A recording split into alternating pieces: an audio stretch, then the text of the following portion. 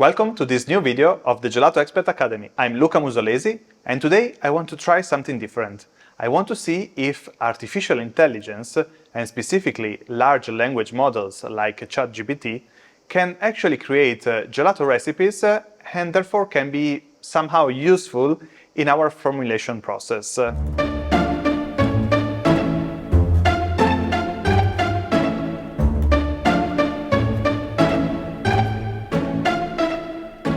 So let's start with something very simple. Let's ask ChatGPT if it can create a fior di latte recipe. So I will start asking a very simple question. Can you create a fior di latte gelato recipe?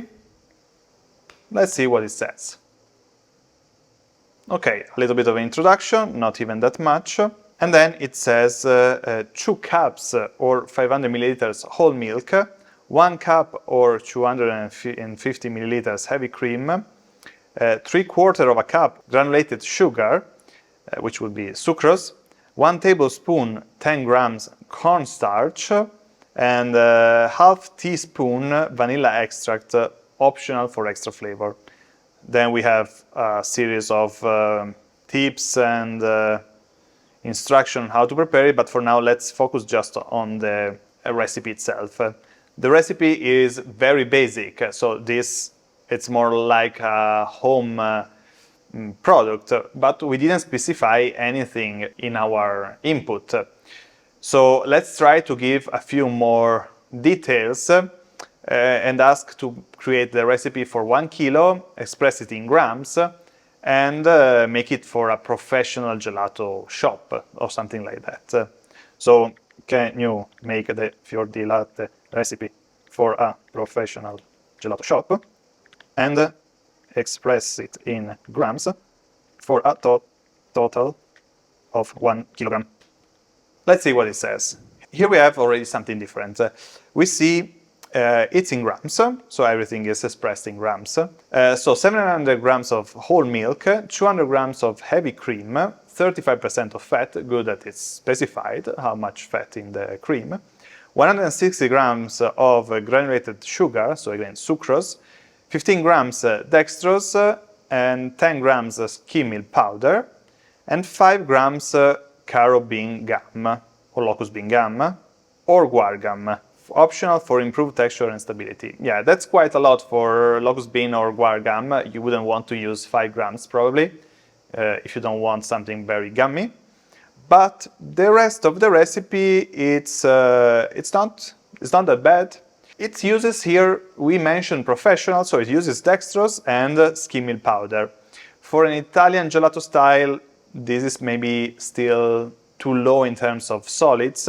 It's okay in terms of fat, because we get around 9% of fat, but usually we get a little bit, we use a bit more of skim milk powder.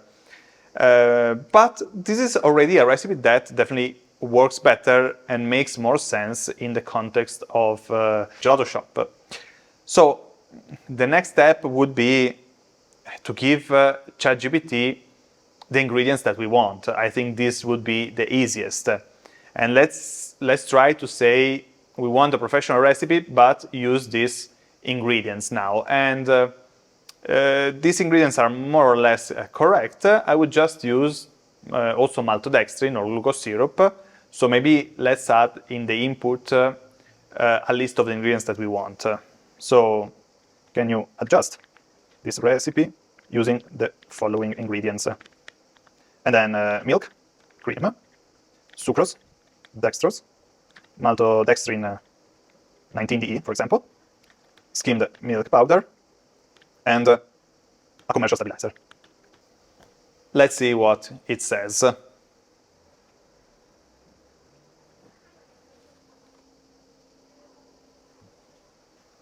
Okay, so now we have a professional fior di latte gelato recipe, 1 kilo, where it says 630 grams of whole milk, 200 grams of heavy cream, 35% of fat, 130 grams granulated sugar, sucrose, 20 grams dextrose, 10 grams maltodextrin, 10 grams skim milk powder, and 2 grams commercial stabilizer, as per manufacturer instructions. It's funny that before it gave us 5 grams of locust bean gum, which is a lot, and now 2 grams of commercial stabilizer, when usually it's more 5 grams and 2 maybe of locust bean gum. So let's ask ChatGPT something about this recipe. What is the total solid content of this recipe?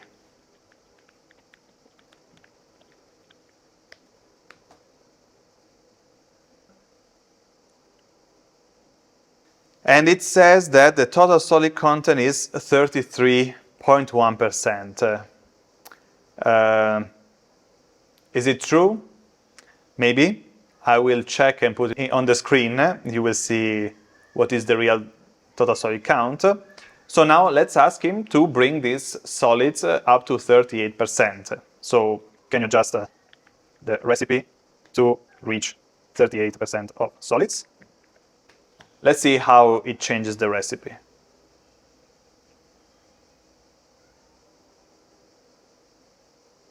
Okay, so now to change the recipe, what happened? Basically, it just increased a little bit the cream.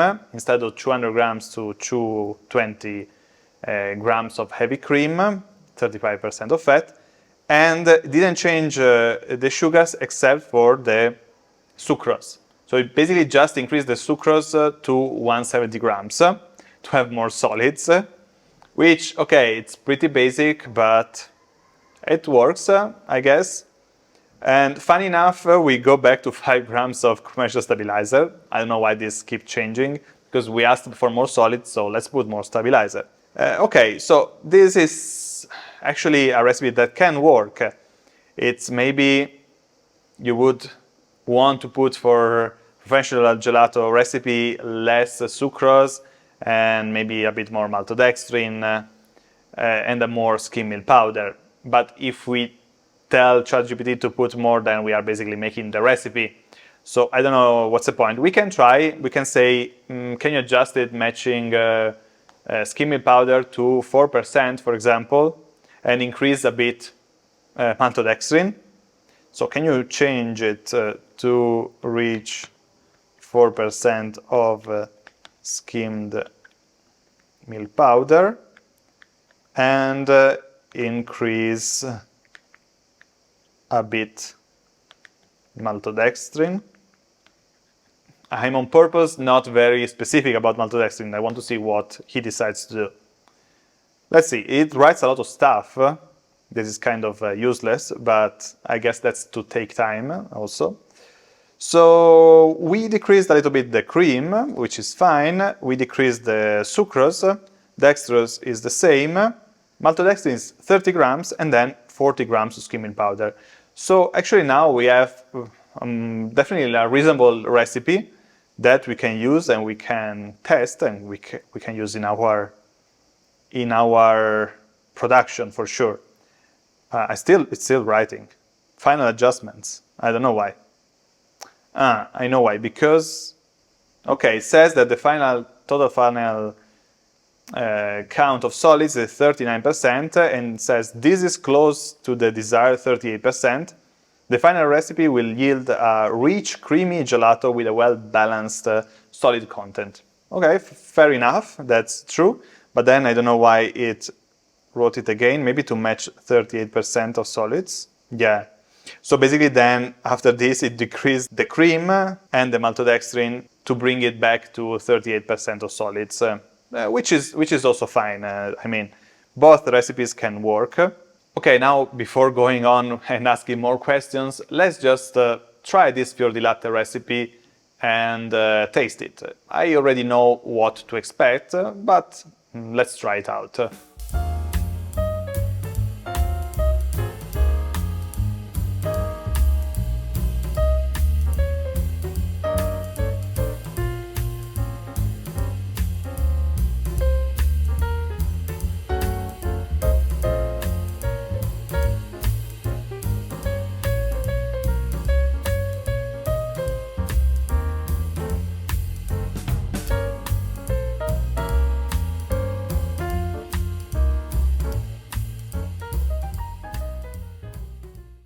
Okay, I'm here finally with my gelato made by artificial intelligence, if so we can say. However, as you've seen, I had to mix the ingredients myself and to freeze it myself, to clean the machine myself. So, to be honest, the help of artificial intelligence is not in the part that I would like to, because I would like to have help making the gelato and not really making the formulation. But anyway, here we are with this gelato. It's quite nice and creamy. So this is made with AI, if so we can say. Now let's taste it. It's good. It's what I expect, but it's also what I really asked ChatGPT to make, because I gave a lot of input to obtain this final recipe. I told him how much skim milk powder to put, which ingredients to use, and to increase the maltodextrin. So is it really made by AI, or is it just written following my instruction? I don't know. It's up to you to decide. The product is okay, of course, but it was faster making it myself, of course, and not asking ChatGPT. But maybe some other applications of artificial intelligence, or better, large language models, could be, for example, doing a brainstorming to decide which flavors to make or to find new combinations of flavors. This maybe it's a more interesting application of artificial intelligence, and if you want I will make another video about this. For now I enjoy my ChatGPT Fior di Latte. That's all for this video. If you enjoyed and you want to see more videos, like and subscribe. And if you have any questions, just write in the comment. Don't forget to check out our Gelato Expert Academy that you can find in the description, where you can learn everything about gelato and maybe formulate the recipes yourself without ChatGPT. See you in the next video.